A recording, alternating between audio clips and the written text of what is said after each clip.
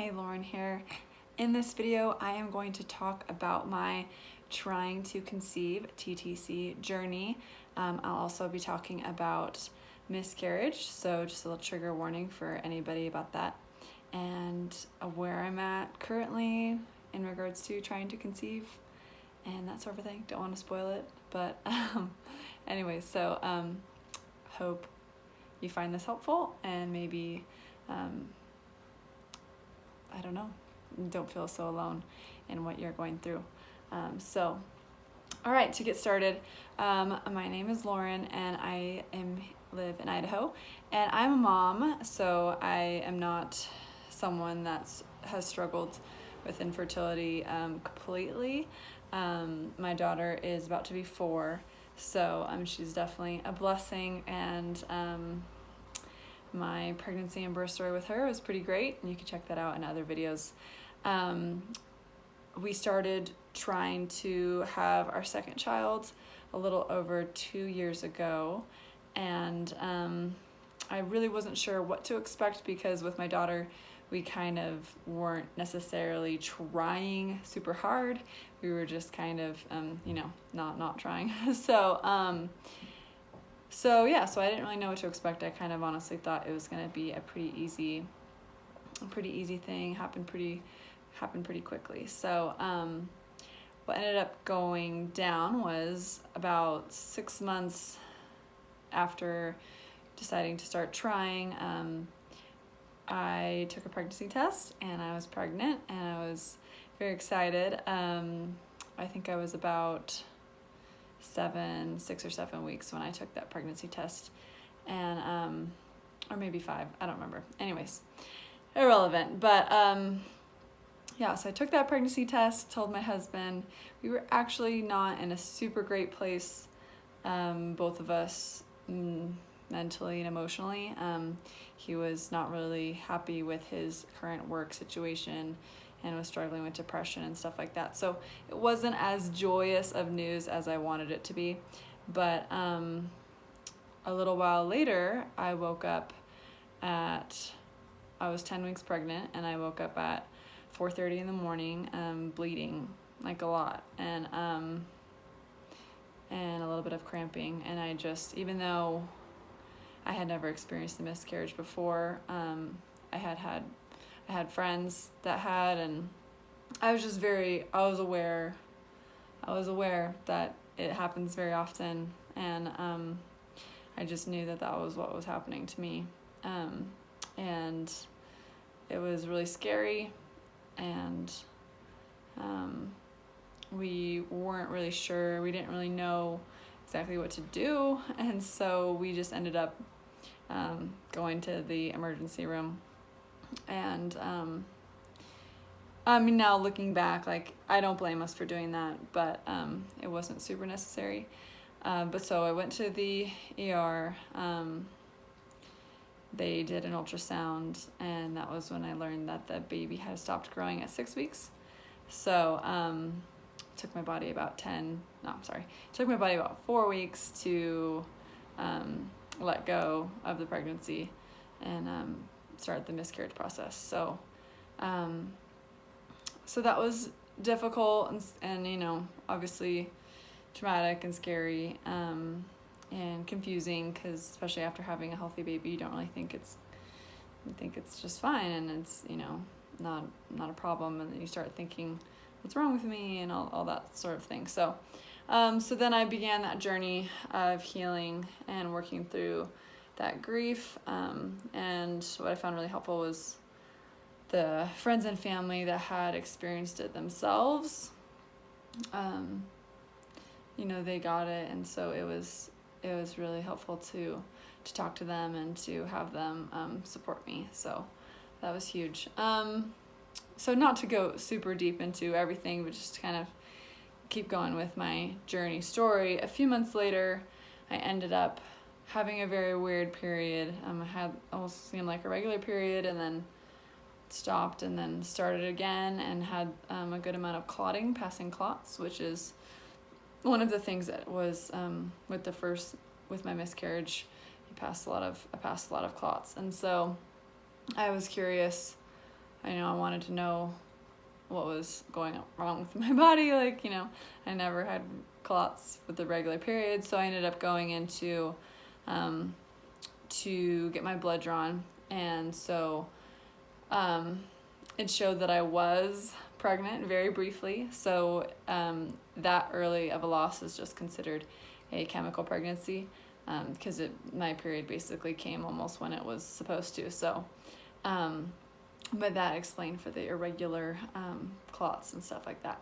So that was difficult, and even though it doesn't count as a miscarriage, it was still hard to know that something went wrong again with that process.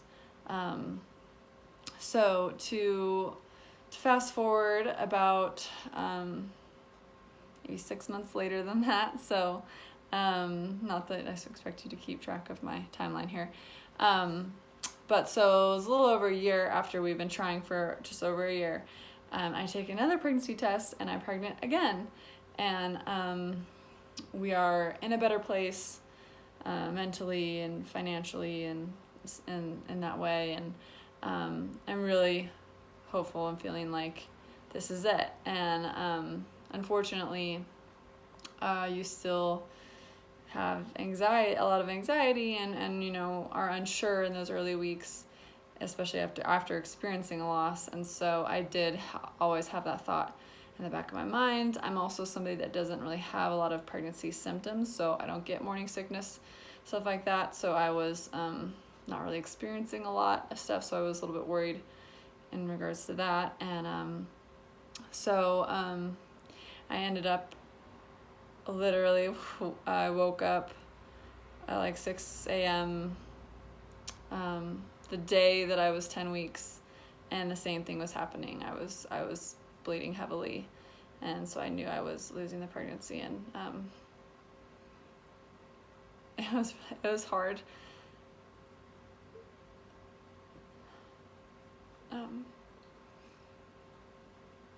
Anyways, but having experienced it before, I was a little bit less scared, because I knew what to expect and things like that.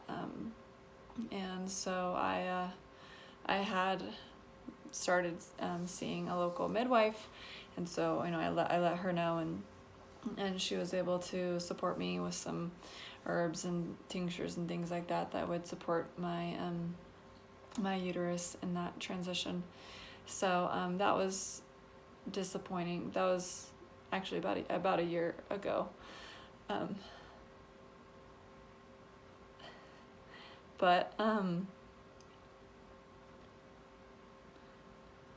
sorry, I didn't expect to get emotional. Okay, so that happened again, and that was hard and confusing, and just like, why, God, like, why'd you even let me get pregnant if it's not gonna work out.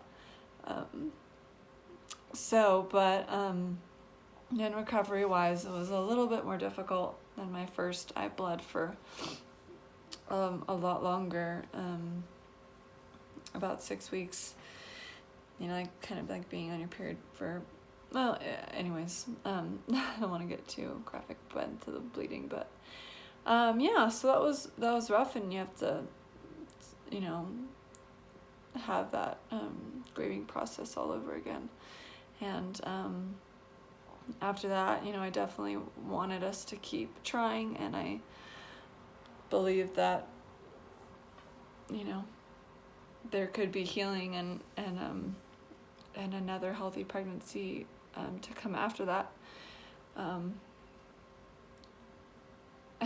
Another hard part about that loss was that there were 2 girls that were friends of mine, and both of them had experienced losses. One, she experienced 3 losses, and then the other had just experienced her first loss, and both have daughters the same age as my daughter. And anyways, we were all pregnant, like, pretty much like right close to each other. And So they both went on to have healthy babies, which I'm super happy for them.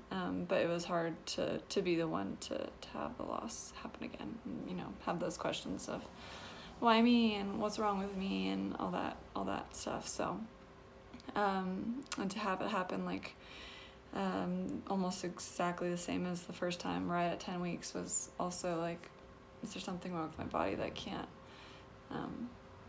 you know, go further than that? Anyway, so that was difficult. And after that, I spent some time, a couple sessions with my midwife to work on just healing and working through those emotions and things like that, and just also on my own and spiritually and with God and stuff like that. So it was definitely a process. Clearly I got emotional and it's been a while. So yeah, I'll wrap this up, try to wrap this up quickly here. So still was up for trying, but not up for trying in the sense that, you know, I want to be like testing and tracking my ovulation and like being really intense about it and all this stuff, you know. I'm aware of, you know, the fertility cycle and how it works. So I'm aware of the week or so that I'm more fertile.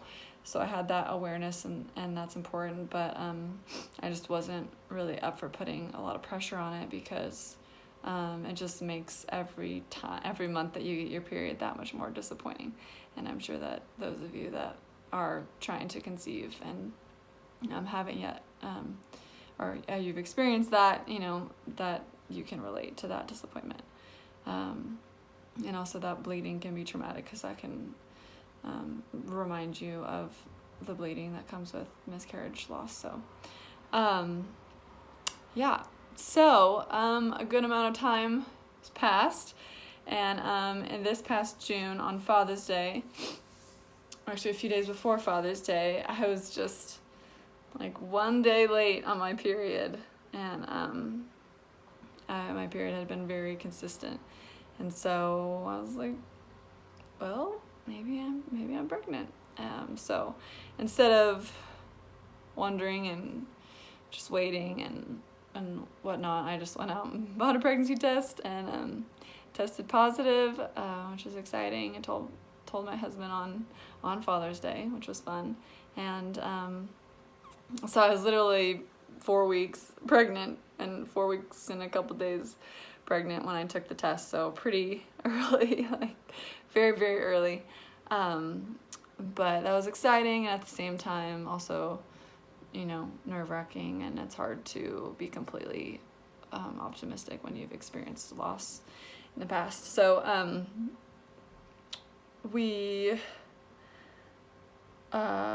I forget what week I contacted my midwife, but she did a blood draw, and I actually automatically started using a progesterone cream, because I had that from the past pregnancy that I lost. And so just trying to stay positive and just surrender it to God, because I really have zero control.